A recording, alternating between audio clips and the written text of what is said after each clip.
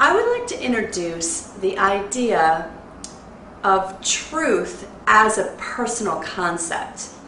And what I mean by that is that truth is not something that's fixed. What is true for me might not be true for you. And the emphasis here is on the process of finding your own truth. And I think that this is an important aspect of the spiritual journey in general, to really have these experiences that create your truth, rather than what someone has told you is true or should be true.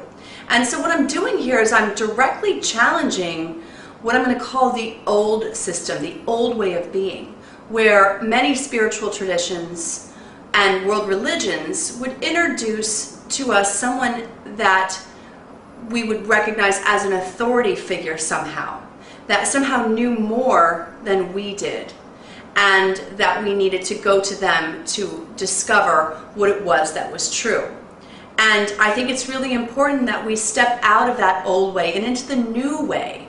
The new way being that we all uniquely can journey and find our own truth and our own path. And this is true even today in the field of spirituality. A lot of people who are psychics, healers, this is important, and they serve an important role, but they're not meant to be the be-all, end-all. I don't think that there's any one person who has all of the answers and all of the information about you and your life path over many lifetimes.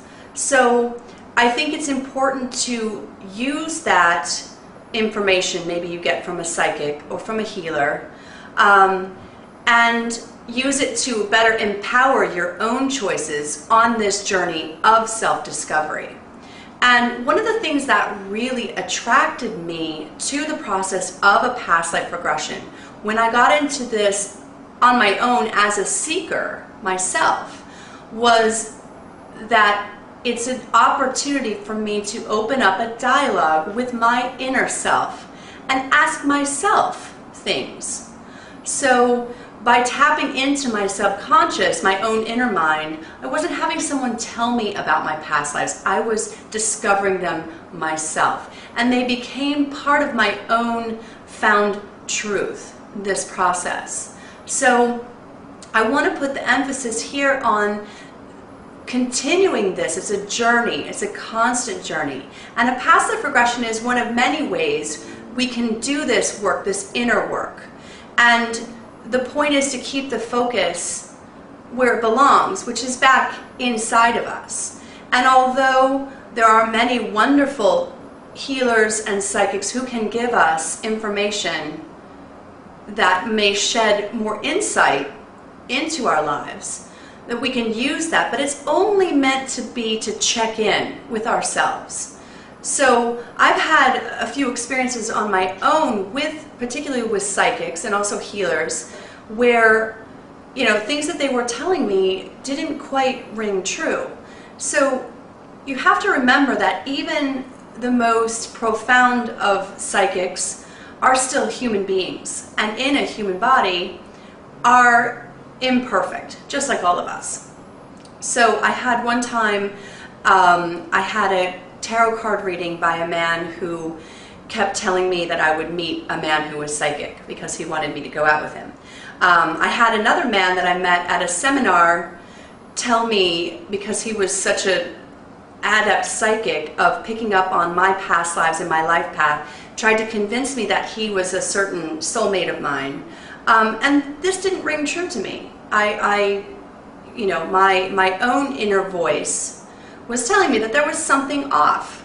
I had one woman who I visited for a psychic reading told me that I needed to give her $700 so she could keep someone from attacking me psychically, and that it was necessary that I needed to do this. And that's manipulative. I don't think that you have to give that kind of power to any one person. And these are just a few examples of things that have happened in my life on my journey as a seeker.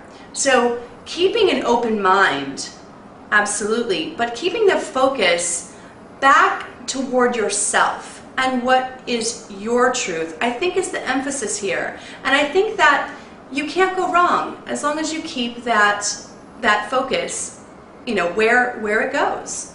And using the rest of the stuff that you get, books you read, people that you speak to, as tools, but keeping the journey going within.